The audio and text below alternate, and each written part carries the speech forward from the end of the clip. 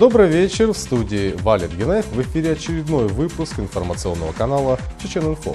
Это еженедельная информационно-публицистическая программа, концепцию которой в нескольких словах можно определить как репортерский взгляд на главные события недели.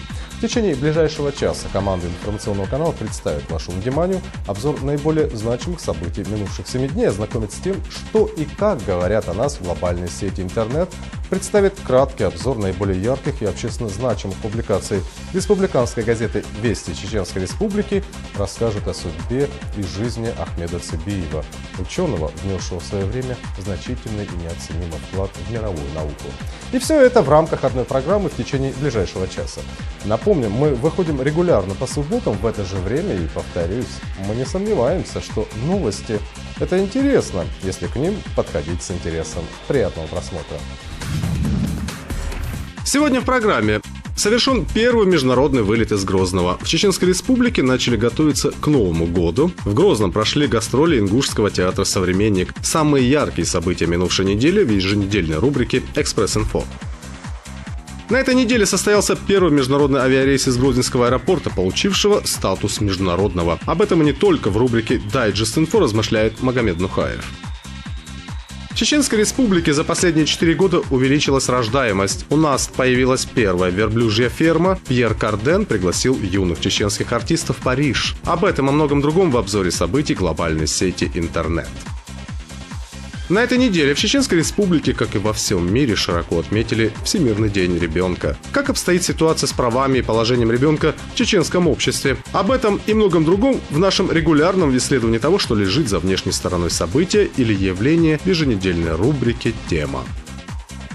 Рубрика «Вести-инфо» с обзором последних наиболее ярких и общественно значимых публикаций главной республиканской газеты «Вести Республики». Несмотря на его неоценимый вклад в мировую и отечественную науку, Ахмед Цыбиев прожил жизнь в безвестности, а после смерти был практически забыт. Рубрика «Жизнь замечательных людей» о жизни и судьбе талантливого ученого.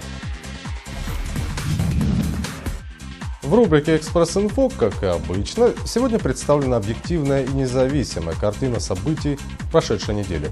Реальная политика, экономика, свежие факты, оперативная хроника, важнейшие события и громкие заявления. 10 динамичных сюжетов о наиболее ярких событиях минувших 7 дней. И каждый из них – мини-репортаж на актуальную тему. Информационным поводом для них может стать любое значимое событие минувшей недели. Об этом в нашей постоянной рубрике «Экспресс-инфо». На этой неделе из Грозненского аэропорта впервые за 15 лет совершен международный вылет. Самолет Boeing 757, на борту которого находилось более 200 паломников, отправился в аэропорт города Медина, Саудовской Аравии. Президент Рамзан Кадыров назвал данное событие большим успехом. Он отметил, что до сих пор паломникам Чеченской Республики, чтобы совершить священный хадж, приходилось сталкиваться с большими трудностями. Напомним, Грозненский аэропорт получил статус международного после выхода специального распоряжения правительства Российской Федерации от 10 ноября сего года, в соответствии с которым с него были сняты все ограничения на прием и отправку пассажирских и грузовых авиарейсов по международным маршрутам. Ожидается, что в ближайшее время в Саудовскую Аравию из Грозного отправятся еще 7 рейсов, которые в общей сложности перевезут около 2000 паломников. В ближайшее время из республики планируется также осуществлять авиасообщения в страны ближнего и дальнего зарубежья. В Грозном открыт центр Ледовой арены. Крупный торгово-развлекательный комплекс Ледовой арены открылся в Ленинском районе Грозного. В качестве почетного гостя в республику приехала знаменитая фигуристка Ирина Роднина. Отстроенный торгово-развлекательный комплекс – первый подобного масштаба, построенный в Грозном, и занимает территорию более 6 гектаров.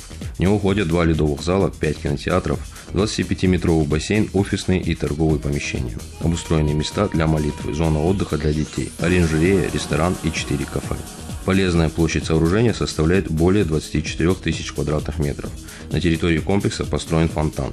Рамзан Кадыров отметил, что комплекс является частью грандиозного строительства, запланированного в республике. Глава республики также заверил, открывшийся торгово-развлекательный комплекс станет не единственным в республике. К 2011 году чеченский футбольный клуб «Терек» на 97% должен быть укомплектован из местных воспитанников. Такую задачу поставил Рамзан Кадыров в ходе встречи с министром по физической культуре, спорту и туризму Республики Хайдаром Элхановым. По словам Кадырова, в сезоне 2010 года основной задачей клуба должно стать привлечение в команду игроков из молодежного состава и сохранение прописки в элитном дивизионе страны. А также отметил, что к 2011 году у «Терека» появится новая футбольная арена. Ее состав будет укомплектован из местных воспитанников. Кадыров также подчеркнул, что в нынешнем сезоне «Терек» играл достаточно хорошо и сохранил себе место в премьер-лиге. Здесь же на встрече Хайдар Элханов сообщил, что Анатолий Байдачный стал тренером-консультантом гродненского «Терека». Как минимум до конца сезона Байдачный будет консультировать исполняющего обязанности главного тренера «Терека» Шахина Дениева и весь тренерский штаб команды. В канун предстоящего 70-летнего юбилея легендарного государственного ансамбля «Война» в Грозный посетили поклонники этого коллектива из итальянского города Торченто. 60-летний Адриано Ианнис и 48-летний Лоренцо Либерали рассказали, что стали фанатами ансамбля с первого же их выступления. Выступление коллектива они увидели в 2003 году, когда «Война» ездил в Италию для участия в ежегодном фестивале. Как рассказывают итальянские обожатели чеченских танцев, до знакомства с ансамблем они даже не слышали, что есть в свете чеченский народ, а тем более о такой самобытной и сильной культуре этого народа. С первых дней приезда для гостей была организована экскурсия. Они ознакомились с достопримечательностями города. Фанаты также смогли понаблюдать за репетиционным процессом ансамбля, а также встретиться с президентом Чеченской Республики Рамзаном Кадыровым. Итальянские гости пожелали коллективу творческих успехов и мирного неба над головой и поблагодарили министра культуры за теплый прием и гостеприимство. Поддельное удостоверение различных офицерских рангов, травматическое оружие и умелое манипулирование чеченским сознанием – вот тот арсенал, которого хватило 3 жителям Чеченской Республики, чтобы создать группировку для вымогательства денег у простых граждан. Это Хасан Куанашбеков, Магомед Чентиев и Рустам Бачигаев, выходцы из Серноводска, Шатоя и Автуров. Сотрудники ОМСН отдела Р, который возглавляет Абу-Зиад Висмурадов, выяснили, что задержанные имеют при себе поддельное удостоверение сотрудников Главного управления собственной безопасности по ЮФО. Позже все 3 были доставлены на встречу с главой республики, именем которого банда для убедительности и прикрывалась. После задержания все 3 были доставлены в отдел внутренних дел Ленинского района города Грозного. Сотрудники правоохранительных органов не исключают, что мошенники были замешаны и в других, более тяжких преступлениях. Обнаруженные поддельные документы увеличат их срок пребывания в заключении. В Чеченской Республике начались работы по подготовке к празднованию нового 2010 года. Одним из первых соответствующие работы начала проводить администрация города Грозного. Праздничный вид приводится деревьев вдоль проспектов имени Ахмада Кадырова и имени Владимира Путина. Уже ведется работа по украшению центральных улиц города гирляндами, всевозможной иллюминацией и светодинамикой. Подготовка к Новому году ведется и во 2-м по величине городе республики Удермесе. Здесь местная администрация решила порадовать горожан открытием к новогодним праздникам зимнего аквапарка. В настоящее время завершается его строительство. Общая площадь застройки достигает около 2000 квадратных метров. Для любителей водных развлечений предназначены 4 бассейна глубиной в 3 метра для прыжков в воду, 1,5-метровой бассейн для катания с горок и детский лягушатник. Аквапарк разделен на 2 части – женскую и мужскую. В канун Нового года зимний аквапарк сможет принять первых посетителей. Российская сборная завоевала первенство на 3-м чемпионате мира по кудо в Токио, не оставив родоначальникам этого вида единоборств ни одной золотой медали. Помимо сборной Японии, главного конкурента россиян, на золотые медали турнира претендовали сборные Канады, Сербии, Азербайджана, Монголии, Ирана и Австралии. Примечательно, что 2 из 7 чемпионов – представители Чеченской Республики. Это Ибрагим Ларсанов и Адам Халиев. Отметим, первый чемпионат мира по кудо состоялся в 2001 году в Японии. Тогда победу одержали хозяева. На следующем чемпионате в 2005 году сборная России взяла убедительный реванш – 4 золотых медали, 4 серебряные и 2 бронзовые. В этом же году на 3-м чемпионате россияне одержали победу во всех 6 мужских категориях и в единственной женской. За призовые места, помимо сборной Японии, на золотые медали турнира претендовали сборные Канады, Сербии, Азербайджана, Монголии, Ирана и Австралии. В ходе оперативно-профилактических мероприятий, проводимых сотрудниками МВД и Центра по борьбе с правонарушениями в сфере потребительского рынка и исполнения административного законодательства на рынке Хазан города Гудермес, выявлена крупная партия контрафактной алкогольной продукции без лицензий и товарно-сопроводительных документов. Изъятый алкоголь реализовывался в одном из магазинов. В результате проверки в складском помещении магазина был обнаружен и изъят большой ассортимент спиртосодержащей продукции. Стоимость изъятой продукции по предварительной оценке составляет более полумиллиона рублей. В общей сложности милиционеры изъяли свыше 6 тысяч бутылок виноводочной продукции известных марок СНГ. Установлено, что изъятый алкоголь принадлежал жительнице города Гудермес, которая ранее неоднократно привлекалась к уголовной ответственности за реализацию контрафактной спиртосодержащей продукции на территории республики. В Чеченском драматическом театре имени Хампаши Нурудилова прошел гастрольный показ спектакля Государственного русского музыкально-драматического театра «Современник» Республики Ингушетия «Забыть Герострата» по пьесе Горина. Творческую делегацию из соседней республики, которую возглавил новый министр Республики Ингушетия Якуб Патиев, торжественно встречали на въезде в Грозный. Директор театра имени Хампаши Нурудилова Рустам Мелькиев и работники Национального театра. Перед началом спектакля с приветственным словом к гостям обратился министр культуры Чеченской Республики Дикалу Музыкаев, который в частности отметил, что Чеченская Республика и Республика Ингушетия намерены впредь проводить насыщенные обменные гастроли театров двух братских республик. В этот день среди зрителей в зале находился и народный артист РСФСР профессор Муталиб Давлетмирзаев, который 40 лет назад именно на этой сцене играл главную роль в этой же пьесе. На этой неделе состоялся первый международный авиарейс из Грозненского аэропорта, получившего статус международного. Боинг 757 доставил 200 паломников из Грозного в Саудовскую Аравию. Значимость этого события можно сравнить разве что с отменой режима контртеррористической операции, который существовал в Чеченской Республике почти 10 лет. Впрочем, оба этих события напрямую связаны друг с другом, и сам факт открытия в Грозном международного аэропорта – это прямое следствие отмены режима контртеррористической операции. Как бы то ни было, международный статус Грозненского аэропорта открывает новые возможности для дальнейшего экономического роста и социального развития региона. Об этом и не только в рубрике «Дайджест Инфо» размышляет мой коллега Магомед Нухаев.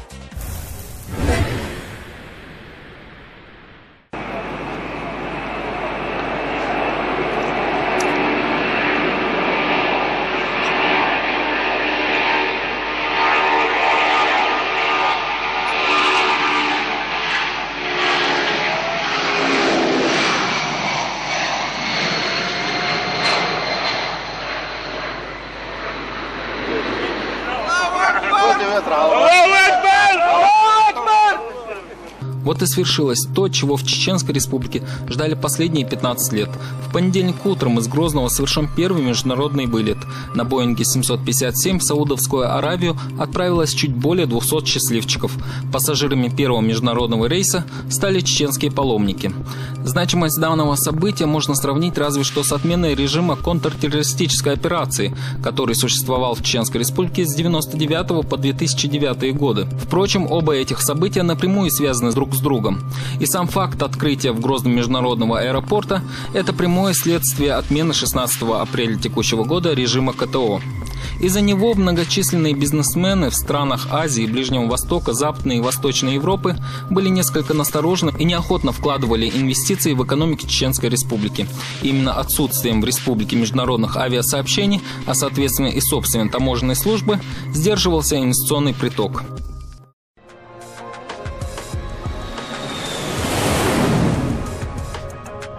Провожать первых пассажиров международного авиарейса в аэропорт Грозный прибыли все официальные лица республики во главе с президентом Рамзаном Кадыровым. Перед вылетом представители Духовного управления мусульман прочитали дуа. В своих молитвах, как после рассказал муфтий Султан Мирзаев, они просили Всевышнего милости и благоденствия чеченской земле и благодарили за столь долгожданное событие. Здесь же, в аэропорту, глава республики поблагодарил руководство страны за внимание к республике и попросил паломников помолиться за родину священной Мекки.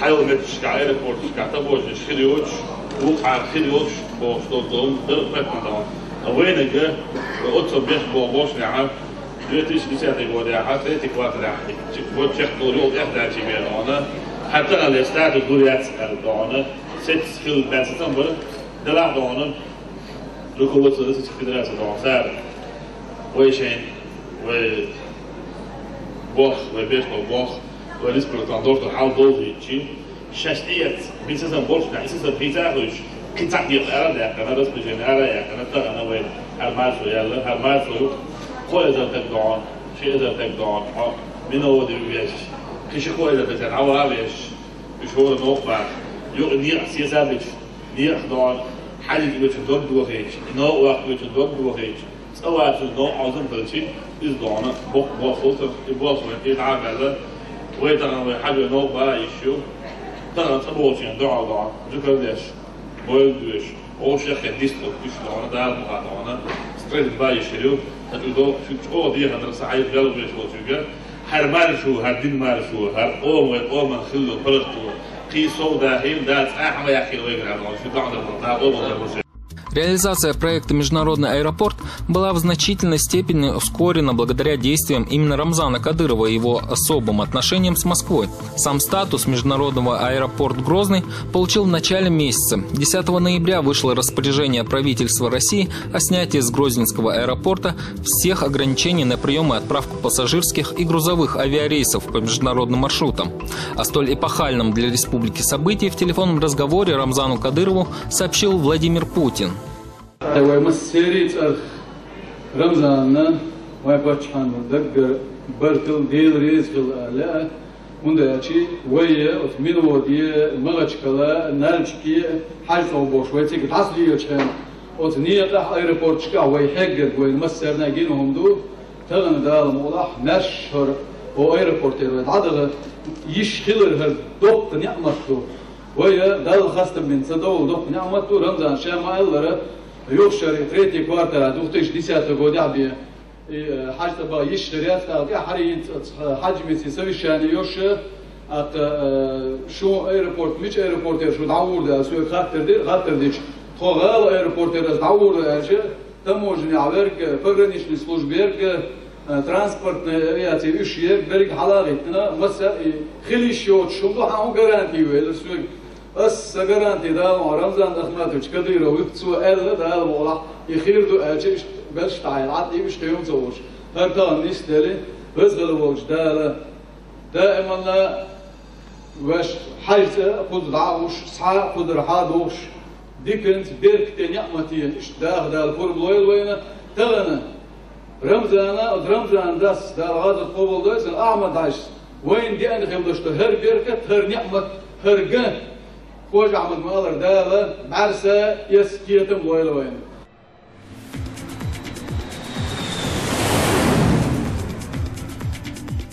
На сегодняшний день компания «Грозный Авиа» готова выполнять рейсы в любые аэропорты не только городов России, но и стран СНГ. В общей сложности это порядка 200 аэродромов.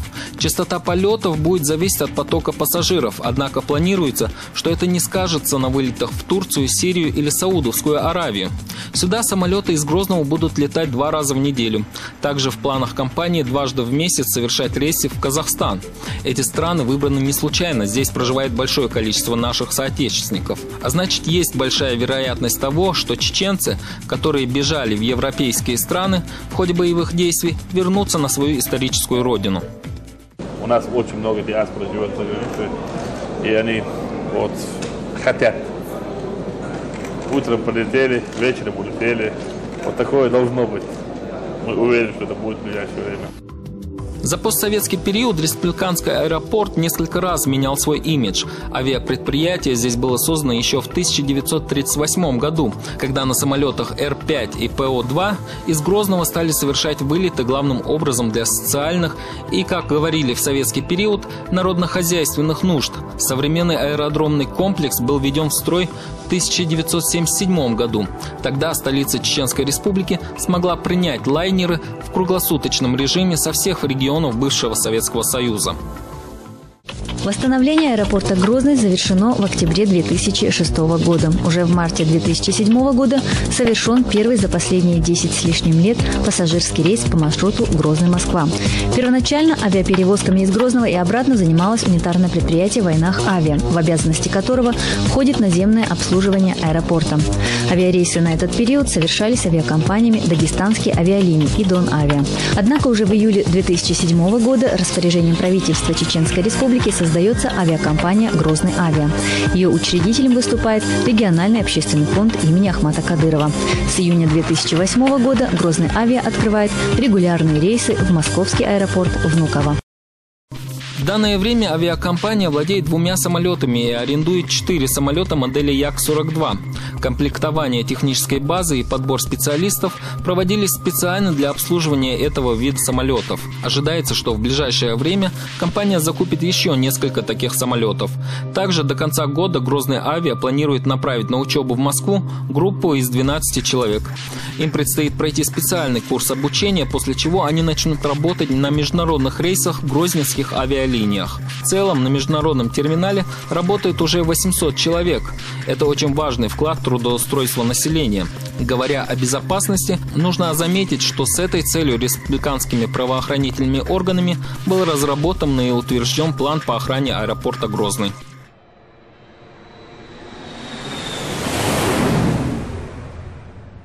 Восстановление аэропорта в некогда разрушенном субъекте Российской Федерации и наделение его международным статусом уже как российского объекта показывает, что интеграция республики идет полным ходом. Сегодня уже можно говорить, что сам факт придания Грозненскому аэропорту статуса международного является еще одним символом перемен к лучшему, что республика движется вперед. Наш аэропорт получил официальный статус международный. И мы на это имеем право. Сейчас определенные там технические моменты надо урегулировать там, и все. Будет у нас и чартеры, и постоянные рейсы. Для этого мы открываем, для этого приняло решение руководства Российской Федерации, чтобы мы летали, и к нам летали, чтобы мы могли поднимать экономику республики, и чтобы наши люди могли вылетать не только в Саудовской Аравии, а и в другие регионы. Международный статус открыл новые возможности дальнейшего экономического роста и социального развития региона, но бесспорно, что он не решит всех проблем. Тем не менее, международные вылеты и перевозки грузов будут способствовать развитию в регионе малого бизнеса и туристических фирм. Наконец, авиасообщение в самые разные уголки мира наладит внешнеторговые и экономические связи Чеченской Республики. В совокупности все это даст нашей республике неплохое пополнение в местный бюджет. В общем, многолетняя битва за международный статус Грозненского аэропорта полностью себя исчерпала. А значит, на нашем счету очередная победа, которую мы давно уже все заслужили.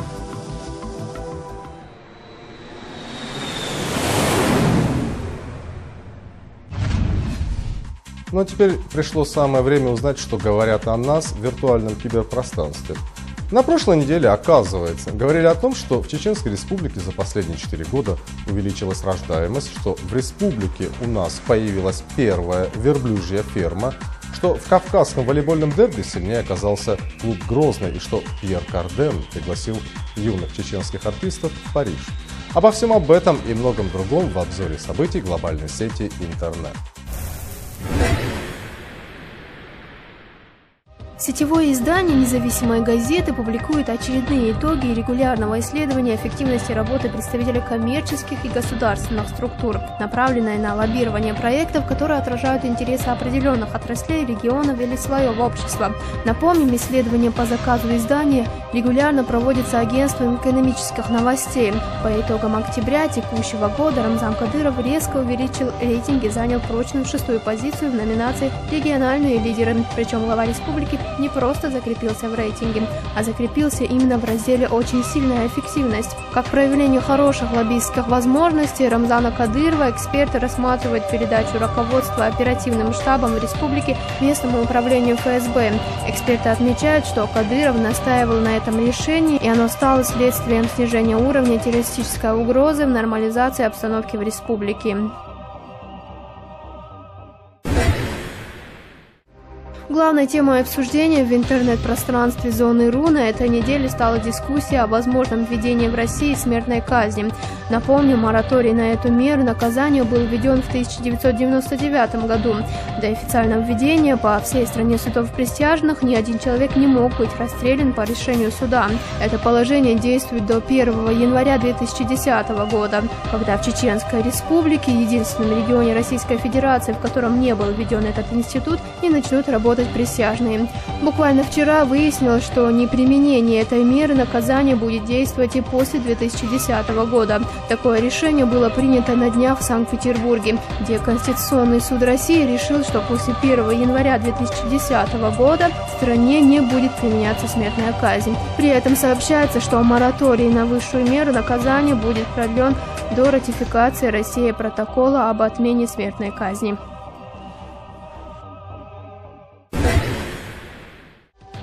За последние 4 года рождаемость Чеченской Республики увеличилась на 19,4%. Об этом, как отмечает ряд интернет-изданий, на совещании, прошедшем в правительстве Чеченской Республики под председательством вице-премьера правительства Лему Магомадова, сообщил министр здравоохранения республики Шахид Ахмадов.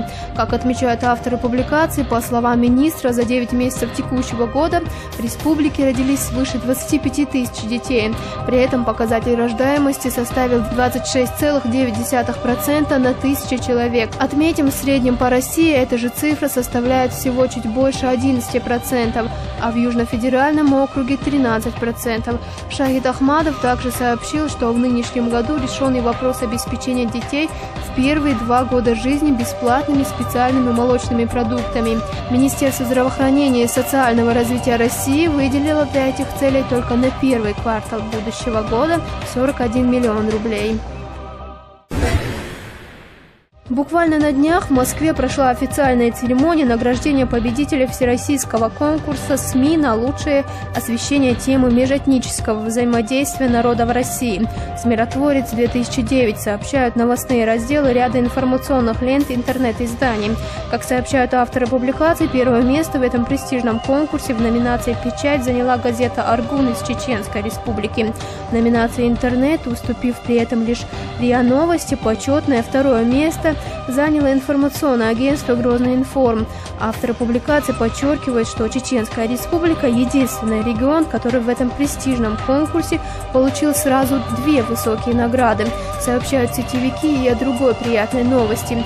В одной из 10 номинаций другого всероссийского конкурса «Журналисты России против террора» победителем стал Рустам Бетиров, редактор отдела политики республиканской газеты «Вести Республики».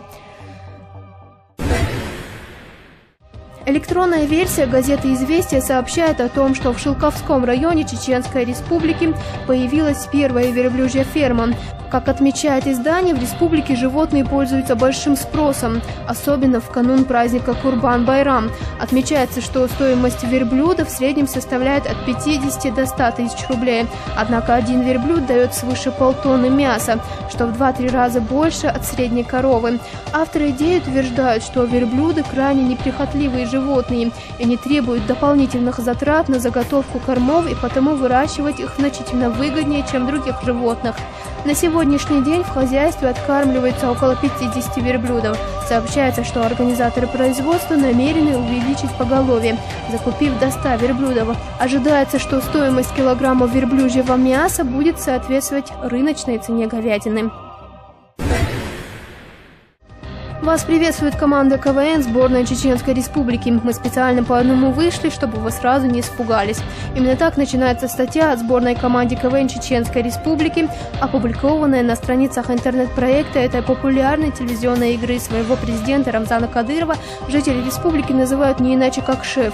Молодой, открытый, колоссально работоспособный. Молодежь для него – это сердце нации, авангард возрождения. Он для молодежи кумир, пример для подражания, сообщает издание. Авторы публикации отмечают, что играть в КВН послевоенная республика начала в 2001-м, когда и была собрана первая команда КВН «Чеченский след». Сегодня республика насчитывает в общей сложности около 50 команд. Первая премьер и высшая лига, голосящий Кивин в Юрмале и зимний фестиваль в Сочи. Множество других игр и концертов. 8 лет на планете КВН, и, похоже, все только начинается, заключает издание. Не надо отождествлять ислам и терроризм. Об этом заявил в одном из своих интервью, растиражированном в глобальной сети интернет, известный певец Юлиан. «Я уважаю эту религию, хотя так и не стал мусульманином. Я мечтаю о том времени, когда все религии уже наконец-то объединятся, и не будет межнациональных конфликтов». Многие, как слышат слово «ислам», сразу же отождествляют его с терроризмом. А ведь это не так, и нам всем пора понять это, заявил эстрадный исполнитель. Напомним, Юлиан в Чеченской Республике популярен и известен, прежде всего как исполнитель песни «Нох Чечу», которую он спел на чеченском языке.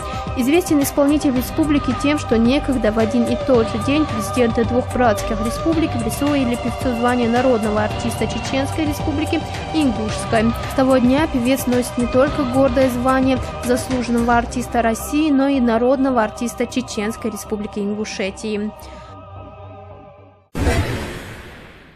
Мужской волейбольный клуб «Грозный», уверенно возглавляющий турнирную таблицу в европейской зоне высшей лиги, сделал очередные шаги к завоеванию титула сильнейшего коллектива в своем дивизионе, отмечает целый ряд сетевых изданий. Сообщается, что по итогам двухраундового северокавказского дерби чеченские горожане одолели географических и турнирных соседей – георгиевских газовиков.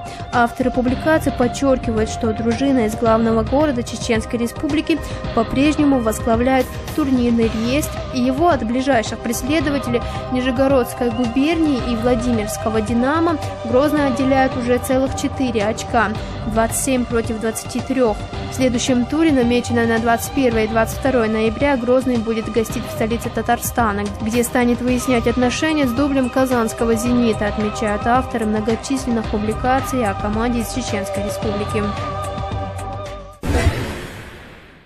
Информационное агентство «Грозный Информ» сообщает, что великий кутюрье современности, ведущий художник, модельер и член синдиката высокой моды Пьер Карден пригласил юных артистов из Чеченской Республики на форум моделей, который уже в ближайшем будущем должен пройти в Париже. В публикации сообщается, что чеченские дети, представители регионального общественного фонда «Дети Чечни за мир», принимали участие в международном форуме моделей и талантов Fashion House International, где их заметил кутюрье. Как уточняет издание, юные танцоры из чеченского театра моды «Синтер» представляли на престижном форуме национальную одежду в художественной постановке «Симфония чеченской красоты». Сообщается, что по результатам этого выступления, оцененного Пьером Карденом, гран-при как лучший хореографический коллектив 2009, юные таланты из Чеченской Республики получили и право выступления на гала-концерте победителя этого престижного форума. Впервые в своей истории фирма «Мелодия» приступила к осуществлению крупномасштабного выпуска на CD музыки народов СНГ, Балтии и Российской Федерации. Первыми в продажу поступят диски «Чеченская музыка» и «Азербайджанская музыка». Об этом сообщил на этой неделе целый ряд сетевых изданий. Отмечается, что проект носит название «Антология народной музыки. Душа народа» и что при составлении программ были использованы лучшие архивные записи фирмы «Мелодия». В общей сложности за период с 2009 по 2010 годы запланирован выпуск порядка 30 тематических дисков. Авторы публикации уточняют, что к работе над музыкальным материалом привлечены известные звукорежиссеры и музыковеды. На рынке музыкальной продукции фирма «Мелодия» существует уже 45 лет. Последние 20 лет фирма издает музыку на CD-дисках. Да, так и хочется сказать Пьеру Кардену большое спасибо за это приглашение. Мы продолжаем. На этой неделе в Чеченской Республике, как и во всем мире, широко отметили Всемирный день ребенка. Нынешняя дата юбилейная. Ровно 20 лет назад Организация Объединенных Наций приняла Конвенцию о правах ребенка. Этот документ объединил 10 основополагающих принципов и провозгласил своей конечной целью обеспечить детям счастливое детство. Для достижения этой цели документ призвал общественные организации, власти, национальные правительства соблюдать права детей, претворяя в жизнь соответствующие законодательные и другие меры. Как обстоит ситуация с правами и положением ребенка в чеченском обществе? Об этом и не только в нашем регулярном исследовании того, что лежит за внешней стороной события или явления в еженедельной рубрике «Тема».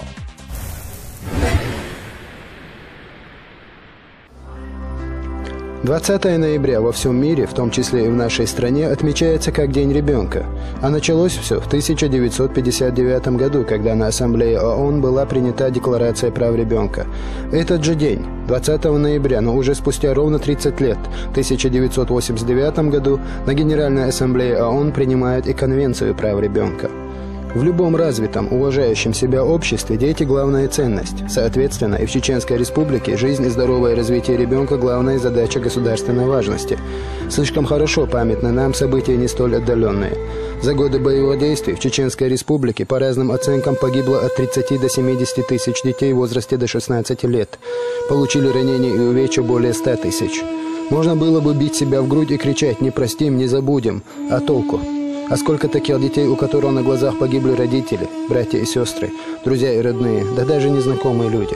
Кто скажет, что стало с их психикой и сколько их? Не зря в психологии отмечена такая категория людей, как дети войны. А дети Чеченской войны – свидетели самых чудовищных актов человеческой жестокости. Их психике произошли необратимые нездоровые процессы. Дети, которые у нас находятся на стационарном лечении, в настоящее время у нас 139 человек. И вы, наверное, видите, когда только сказали, что здесь будет концерт, с удовольствием и мамы вместе со своими детьми заполнили наш актовый зал. Это очень помогает не только детям, но даже родителям, потому что повышение психоэмоционального состояния детей сказывается на общем их лечении. Дети Первой войны уже стали взрослыми. Именно среди тех, кто в 94-96 годах был в дошкольном или младшеклассном возрасте, участники незаконно вооруженных формирований находят целевой контингент для вербовки в свои ряды. Смертникам, взрывавшим себя на улицах нашей республики в течение 2009 года, в подавляющем большинстве было от 18 до 25 лет. Вот и сосчитайте, сколько им было тогда, в ту Первую войну. Это чистое небо, яркое солнце, мир. Это яркие звезды в оконце. Мир – это веселый смех во дворе. Мир – это пение птиц на заре. Это счастливое детство детей. Мир – это улыбка на лицах людей. Такое хорошее звонкое слово в душе человека звучит снова и снова. Давайте жить дружно, давайте жить честно. Не напрасно воспитание здорового поколения объявлено руководством Чеченской Республики первостепенной задачей. Реализуемая в республике программа духовно-нравственного воспитания в первую очередь направлена на детей и молодежь. Скептики видят в ней шариатизацию общества, уповая на то, что вот, мол, принуждая девушек к длинным платьям и платкам, ограничивает свободу личности запретом курения и выпивки. Позволю себе вам возразить. То, о чем вы утверждаете, только видимая часть айсберга, да и то довольно легко вами интерпретированная. В основе программы лежат гораздо более существенные цели – воспитание духовности и высокой нравственности, пропаганда здорового образа жизни и спорта, возвращение в лоно исламских ценностей и национальных традиций. Если же под свободой личности подразумевается аморальный облик и прозападная развращенность, извините, но подобное никогда не было характерно для чеченцев. Ни выселение 44-го, ни войны 19 века, никакие другие политические или социальные катаклизмы не ассимилировали чеченцев. Ни в кого, если можно так выразиться. Так будет и на этот раз. Города и села республики возрождаются из пепелищ. Вместе с тем возрождается и гражданское общество со своими традиционными устоями и ценностями. Ведь удалось же за кратчайший срок преодолеть проблему наркомании, в том числе и детской. Решена проблема детей-сирот. Как-то президент Чеченской Республики Рамзан Кадыров, выступая перед общественностью, отметил: у чеченцев никогда не было брошено детей и забытых родителей. Буквально за последующие несколько месяцев проблема была решена. Сам Рамзан Ахматович усыновил 6. Этим преподал урок всем. Мы пригласили сирот, полусирот, детей из малоимущих семей и детей с ограниченными возможностями. Мы раздадим им игрушки, мягкие игрушки, организовали сладкий стол и сладкие пакеты.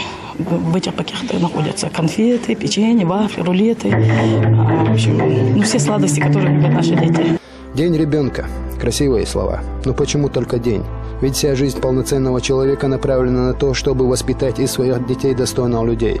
А учитывая то, что многие дети в вихре войны остались без родителей, давайте будем уделять внимание не только своим, а всем, кому оно жизненно необходимо.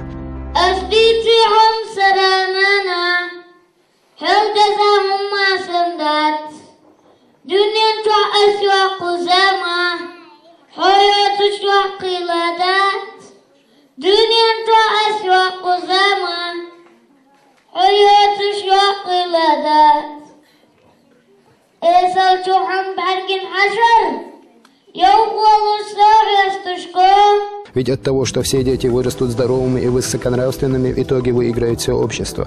И тогда мы снова сможем гордиться тем, что величайший поэт всех времен Александр Сергеевич Пушкин написал поэму «Тазит». Помните, как старик Адык отдал сына на воспитание в чеченскую семью? И, возвращая отцу уже возмужавшего юношу, наставник чеченец говорит такие слова: «Прошло уже немало лет с тех пор, как ты ко мне пришед, вручил мне слабого младенца, чтобы трудами из него я сделал храброго чеченца». Так давайте же соответствовать своей исторической правде, помнить и заботиться о своих детях не один день в году, а все время. Нам нужен мир, прекрасный мир, улыбчивое детство. Нам нужен мир, прекрасный мир, полученный в наследство.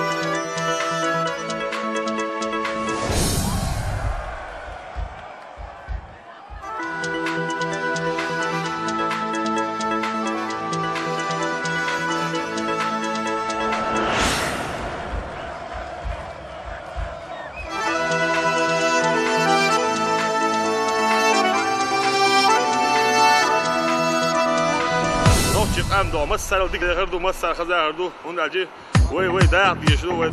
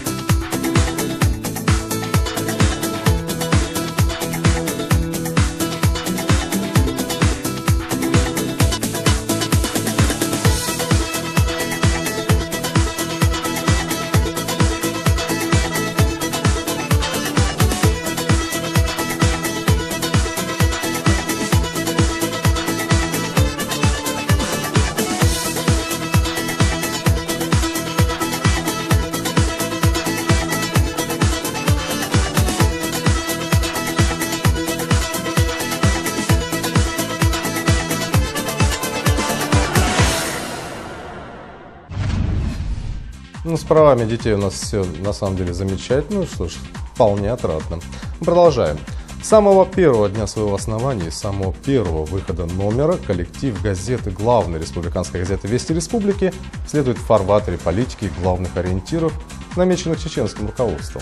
Газета неизменно выступает проводником и сторонником всех инициатив президента Чеченской Республики, направленных на кардинальное переустройство чеченского общества.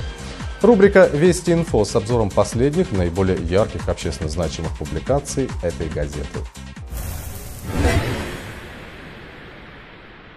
Теме нашего региона в послании президента Российской Федерации Федеральному собранию посвящена публикация Руслана Караева «Послание президента и его чеченский аспект», опубликованная в одном из последних номеров газеты «Вести Республики». В своем материале автор отмечает, что Медведев в своем выступлении поднял самые насущные проблемы региона и обозначил приоритетные пути их решения. Так, в ходе своего выступления российский лидер отметил, что в Чеченской Республике и Ингушетии наблюдается самый высокий процент безработицы среди молодежи от 15 до 20 лет. В связи с этим глава государства отметил, что борьба с международным терроризмом на Северном Кавказе во многом усложняется именно тем, что терроризм находит пути и методы демонического влияния на эти все еще не окрепшие умы и души. Как подчеркивает автор публикации, Медведев прямо связал в своем послании необходимость резкого усиления темпов экономического развития этих и других субъектов региона с необходимостью вливания в него крупных финансовых средств, количество и размер которых определяется десятками миллиардов рублей.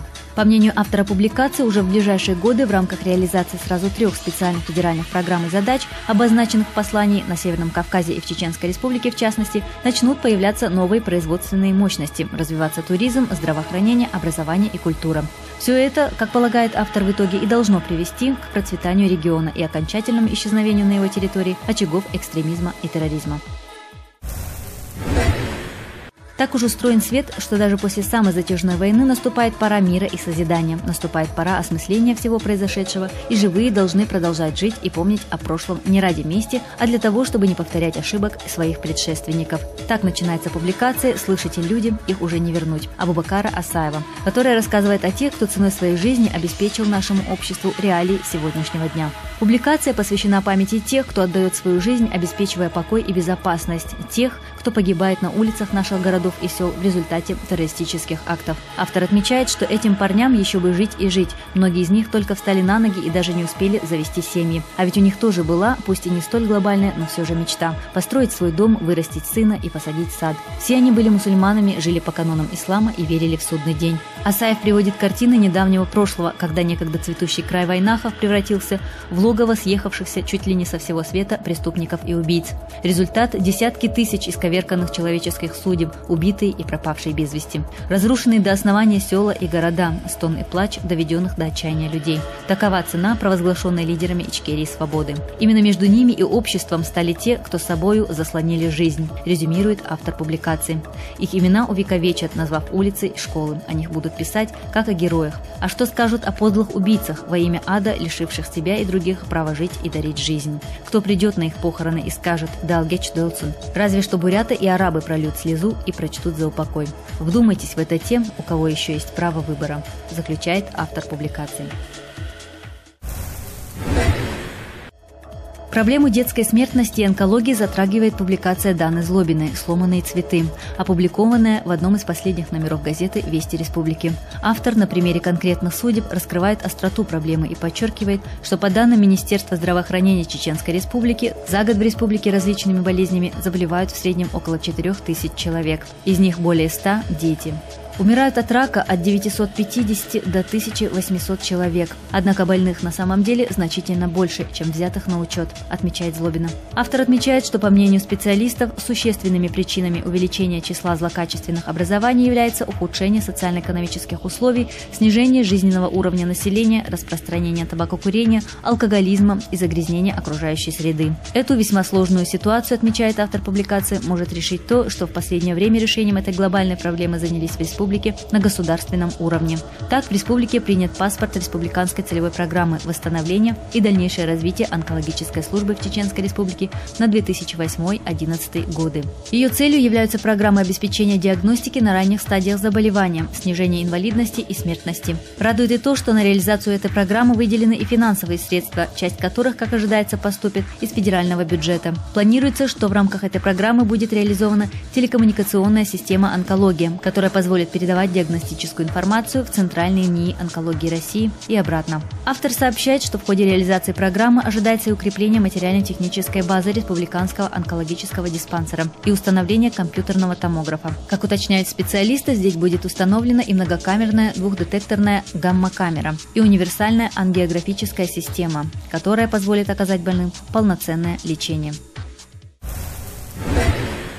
Не первый случай в жизни российских регионов, когда инициативы главы Чеченской Республики оказываются востребованными и в силу заложенного в них высокого нравственного смысла и по причине верности именно такого практического движения общества. Так начинается публикация Абдулвахида Катаева «Гран-при за прощение кровника». Автор отмечает, что востребованной обществом оказалась и инициатива президента Чеченской Республики по духовно-нравственному возрождению народа через культуру и искусство региона. Как пример этому Катаев рассказывает о межрегиональном фестивале «Возвращение к истокам. Путь к возрождению», который недавно прошел в столице Республики Адыгея, городе Майкоп. Автор подчеркивает, что и сама постановка целей и формулирование основных задач мероприятия лишний раз свидетельствует о том, что единение и дальнейшее сближение народов Северного Кавказа должно и будет происходить на основе неуклонного возврата к историческим традициям, дух и смысл которых в принципе для всех одинаков. Катаев отмечает, что право быть непревзойденными выразителями исторической памяти своих народов в хореографии, вокале, сценическом искусстве на этом фестивале оспаривали все регионы Южного федерального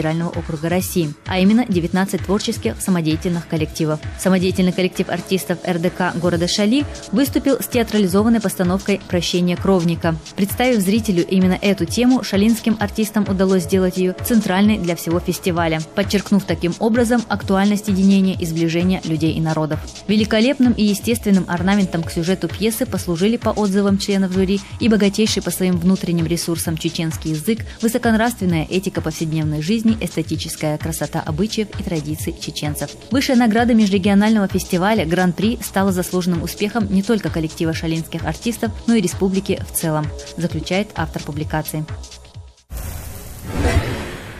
Недомогание преследует людей в течение всей жизни, а безответственное отношение к своему здоровью приводит к хронической болезни. Человек способен при соблюдении определенных режимов избежать болезни, но если все-таки заболели, мы обращаемся, естественно, к врачам, которые выписывают лекарства и направляют нас в аптеку. Однако при внимательном изучении ситуации в аптеках города Грозный можно выявить разницу стоимости на одно и то же лекарство. Почему это происходит и какие меры принимаются Комитетом по контролю по тарифам и ценам на лекарственные препараты? На этот весьма важный для определенной части населения вопрос и пытается ответить публикация Вараева «Аптекари-трюкачи». С этим вопросом Вараев и обращается к главе Комитета по контролю по тарифам и ценам на лекарственные препараты Адаму Ахмедовичу Сайханову. Чиновник дает четкие и ясные ответы, и из его ответов, думается, читатель все-таки сможет понять и осмыслить весь механизм действия рынка сбыта лекарственных препаратов. Однако простой и краткий пересказ этого громоздкого механизма – дело довольно хлопотное и вряд ли осуществимое. И поэтому, думается, читателю все-таки есть смысл взять в руки один из последних номеров газеты и более обстоятельно ознакомиться с материалом. Тем не менее, отметим, что продажа лекарственных препаратов – очень ответственное занятие, и хотелось бы верить, что, определяя цены на лекарства, хозяева аптечных пунктов будут строго придерживаться установленных законом цен и тарифов, не забывая при этом, что они предназначены на лечение людей. Выдающимся представителем плеяды чеченских ученых, несомненно, является и Ахмед Цыбиев. Ученый ныне практически забытый, однако в свое время внесший значительный и неоценимый вклад в мировую науку. Мало кто знает, что не перестающий удивлять своими практическими безграничными возможностями мобильный телефон зиждется и на открытиях, в которых непосредственное участие принимал Ахмед Цыбиев. Тем не менее, Ахмед Цыбиев прожил жизнь в безвестности, а после смерти был практически забыт. И из жизни он ушел нелепо и неожиданно. Рубрика «Жизнь замечательных людей» о жизни и судьбе талантливого ученого Ахмеда Цыбиева.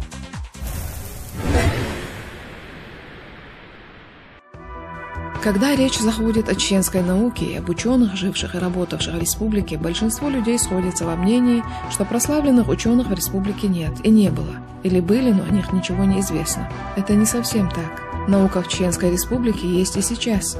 Может республика гордиться и учеными, родившимися и работавшими на ее земле. Одним из выдающейся плеяды чеченских ученых, несомненно, является и Ахмед Цыбиев. Ученый ныне практически забытый, однако в свое время внесший значительный и неоценимый вклад в мировую науку. О его жизни и работе известно крайне мало, лишь самые значимые даты, места работы и список изобретений, полнота и достоверность которого до сих пор обсуждается в узких научных кругах. Во многом это связано со спецификой работы Цыбиева, так как он долгое время работал над закрытыми проектами на секретных предприятиях ВПК Советского Союза. Вполне понятно, что информация об ученом особо не разглашалась даже после смены им вида трудовой деятельности. Цыбиев долгое время оставался неизвестен широким кругам. Его биографией не занимались ни историки науки, ни биографы. Да и сам ученый не очень-то любил рассказывать о своей жизни. По официальным источникам реестра открытий СССР Ахмед Цыбиев сделал всего лишь одно открытие – явление генерации СВЧ колебаний полупроводниковым диодом с одним ПН-переходом.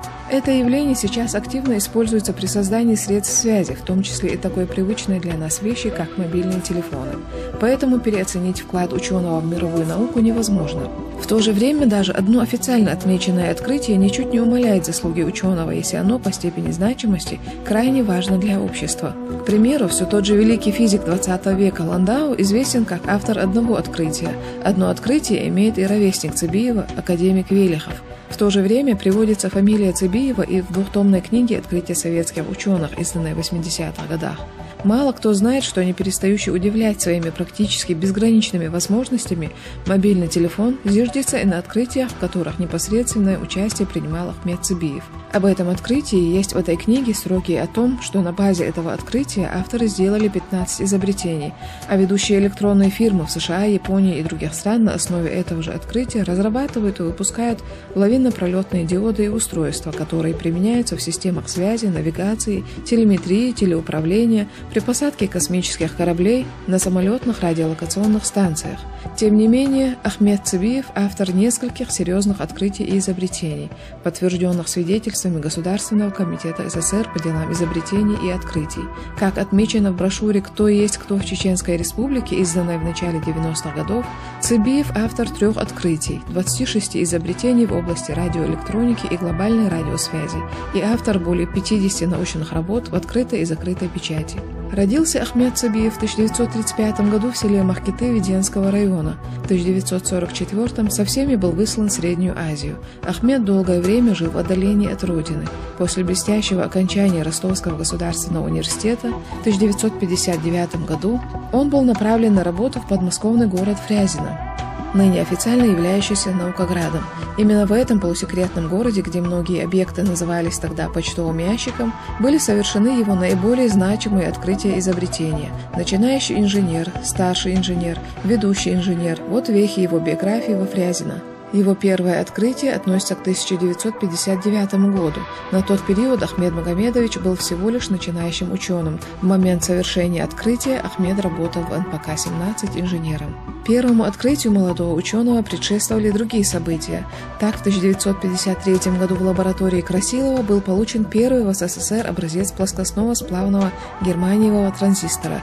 И это был прорыв развития всей отечественной электронной техники. А через 6 лет молодыми сотрудниками НИИ Тагером, Мельниковым, Кобельковым и Цыбиевым первыми в мире фиксируется явление генерации СВЧ-сигнала полупроводниковым диодом, которое потом регистрируется и как изобретение, и как открытие. Их открытие, лавинно-пролетные диоды, ознаменовали начало эры полупроводниковых генераторов СВЧ. Точной даты, когда, собственно, произошло открытие явления, никто назвать не может, но, судя по дате приоритета, оно свершилось в сентябре 1959 года. Около месяца ушло на оформление заявки и на пересылку ее в Государственный комитет по делам изобретений и открытий СССР. Само же открытие было зарегистрировано Государственным комитетом по делам изобретений и открытий СССР в Государственном реестре открытий от 25 декабря 1962 года под номером 24 с приоритетом 27 октября 1959 года под условным названием «Диод», вследствие того, что заявка на открытие оформлялась под грифом «Секретно». В Фрязинском НИИ при Институте радиоэлектроники Академии наук СССР Ахмед Цыбиев проработал долгие годы, там же занимался и научной деятельностью. В 1974 году ученый защитил диссертацию на соискание ученой степени кандидата технических наук.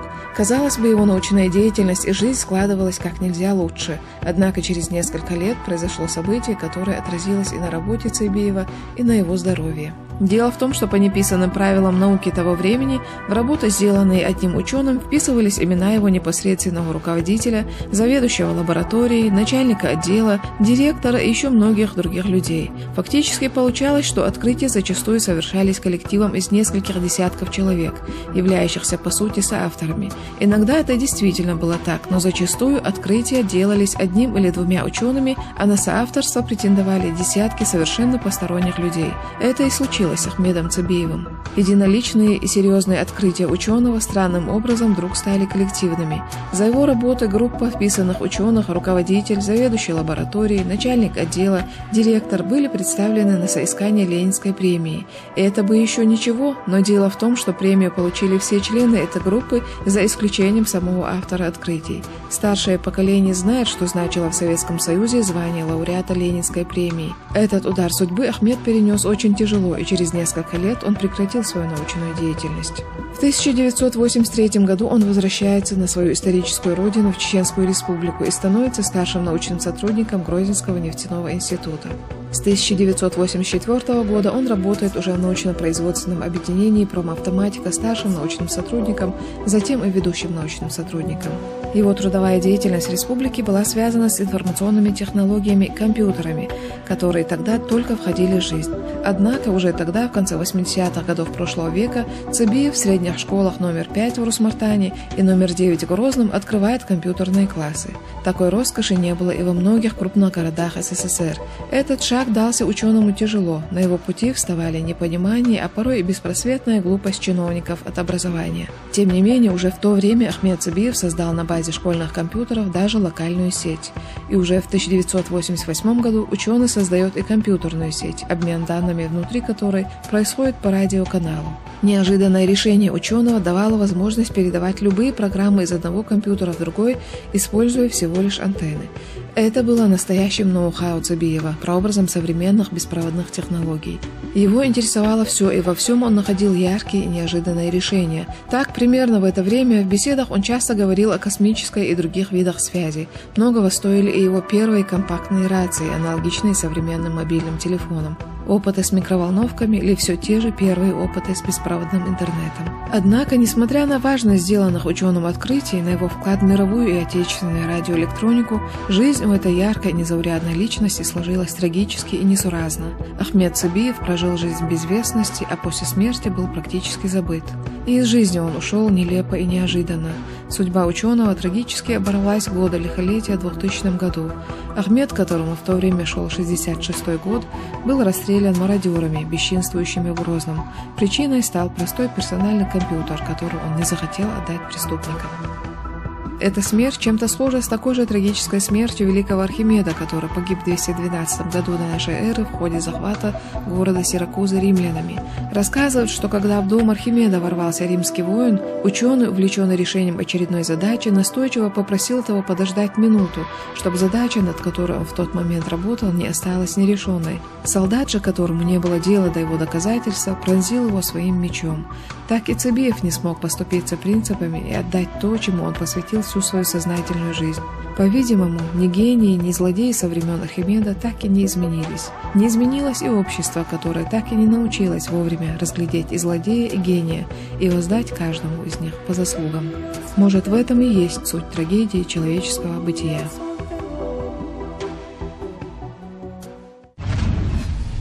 Ну, действительно, так уж сложилась судьба у этого ученого. А у нас на этом все. С вами был Валет Генаев. Мы встретимся с вами ровно через неделю. До свидания.